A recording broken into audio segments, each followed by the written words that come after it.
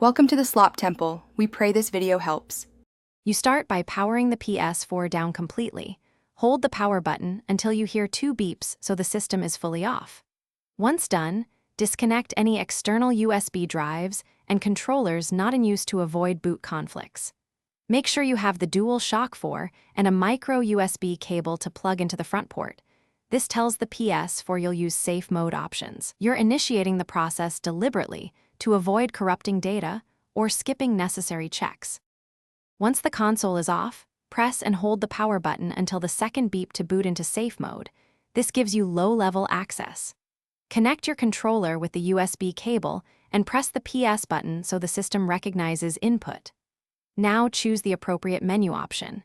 Use Rebuild Database to fix file system issues, restore default settings to revert configuration, or restart Ps4 to exit safe mode. Select based on whether you need repair or just a normal reboot. To finish, pick Restart Ps4 from the Safe Mode menu or Power Down and start normally.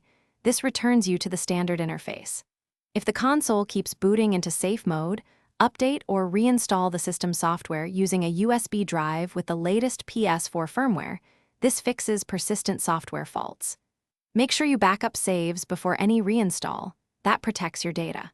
If problems continue, consider checking the hard drive connection or seeking professional repair to prevent. Thanks for watching. Consider subscribing if we helped you.